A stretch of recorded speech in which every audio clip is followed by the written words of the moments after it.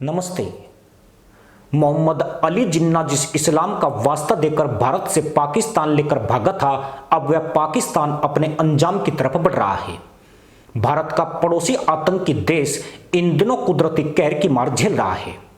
यह तो स्पष्ट नहीं है कि इसमें भारत की कितनी बड़ी भूमिका है, मगर यह पूरी तरह क्लियर है कि इनकी हूहू फूफू बनकर निकल रही है, वह भी तब जबकि देश पानी की भारी किल्लत की चपेट में है और ऐसे में बिन मांगे बूंद हाहाकार मचा रही है।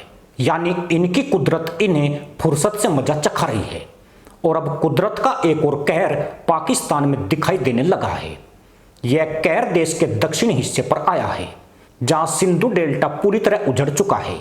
हालात यह है कि मुल्लाओं के 40 गांव वीरान पड़े हैं और वहां से 12 लाख से ज्यादा लोग तहमद और बुरके समेटकर भाग गए हैं। यानी सिंधु डेल्टा में एक बसी बसाई मुल्ला बस्ती उजड़ चुकी है।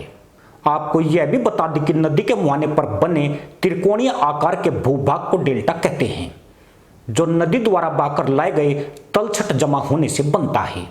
जब नदी की गति धीमी हो जाती है और जैसे ही वह किसी सागर या जलाशय में प्रवेश करती है तो तलछट जमा होने लगता है, जिससे डेल्टा का निर्माण होता है।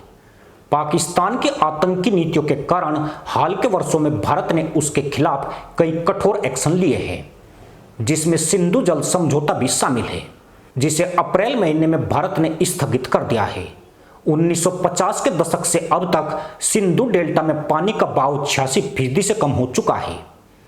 इस कारण से डेल्टा में समुद्री जल का विनाशकारी प्रवेश हुआ है और आसपास के गांवों को अपनी चपेट में ले लिया है। 1990 के बाद से तो डेल्टा के पानी का खारापन 70% तक बढ़ गया है, जिससे वहां फसलें उगाना अब असंभव हो गया है और झींगा मछली और केकड़े की प्रजाति नष्ट हो चुकी है। पिछले 2 महीनों से सिंधु नदी के पानी का प्रवाह नाम मात्र को रह गया है। यह नदी और इसकी सहायक नदियां देश के लगभग 80% कृषि भूमि की सिंचाई करती है और लाखों लोगों की आजीविका का साधन है। सिंधु नदी द्वारा समुद्र में मिलने से पहले दोनों छोरों पर जमा किए गए समुद्र तलछट से निर्मित यह डेल्टा कभी खेती मछली पकड़ने, मैंग्रोव और वन्य जीवों के लिए आदर्श हुआ करता था, मगर आज यह वीरान पड़ा हुआ है। कुदरत के इस कहर ने मुल्लाओं को कैसे भिखारी बना दिया, अब यह भी समझ लेते हैं।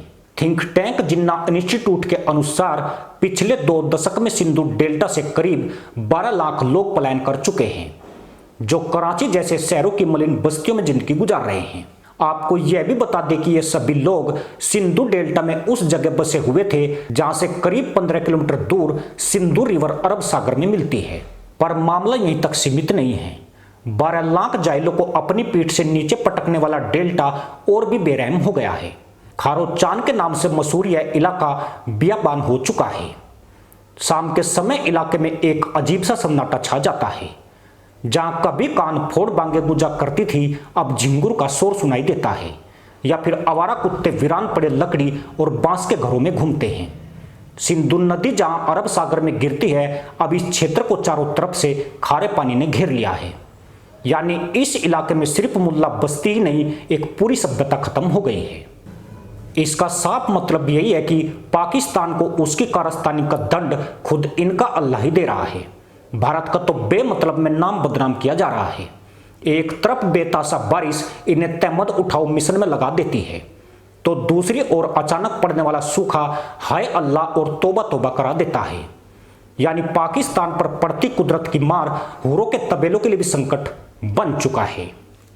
इसी के साथ अनुमति दोस्तों, जय हिंद, वंदे मातरम।